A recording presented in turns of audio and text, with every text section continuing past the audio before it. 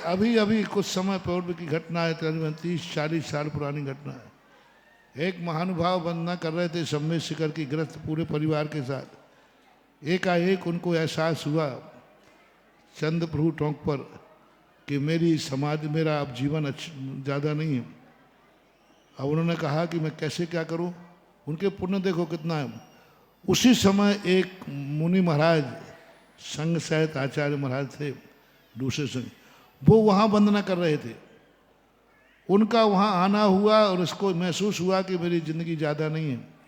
उन्होंने महाराज के पैर पकड़ लिए, दीक्षा दो। उन्होंने कहा यहाँ से कैसे दीक्षा दो भाई, तुम भी वंदना कर रहे हो, मैं भी वंदना कर रहा हूँ, चलो नीचे देखेंगे। बोले नीचे तक पहुँचने तक हमारी ज़िंदगी नहीं है, नीचे तक पहुँचने तक हमारी ज़िंदगी नहीं है। तो महाराज ने कि हाँ क्या करें। उसने पैर पकड़ लिए, नहीं मुझे दीक्षा चाहिए इसी समय, क्योंकि मेरी ज़िंदगी बहुत एक अंतर्मुख से ज़्यादा ज़िंदगी नहीं है। महाराज भी ज्ञानी थे, उन्होंने लक्षण देखे कि वस्तुतः इसके लक्षण अब ज़्यादा नहीं है, क्योंकि हमारे शास्त्रों में मरने के पहले के लक्षण दिख जाते हैं।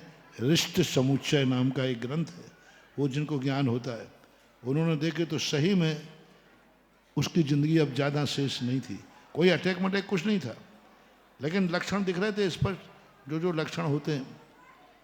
तो महाराज ने तुरंत क्या किया, अपनी पिछी में से ही कुछ पंख निकाल करके वहाँ की मिट्टी से उसके केश रंज किए, मुनि दीक्षा दी। अपनी पिछी के पंख निकाल कर पिछी दी और अपना खुद का कमंडल दे करके और उसको दीक्षा दी। और दीक्षा देने के बाद वो ध्यान में बैठा, महाराज वहीं बैठे रहे और उसी समय उसकी समाधि हो गई। भाग्य देखो उसके। सम्मेद शिखर पर एहसास होना।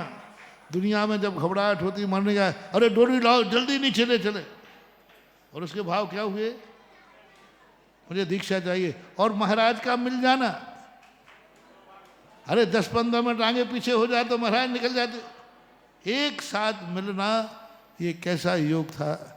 तो सम्मेद शिखर में ऐसी घटनाएं होती रहती।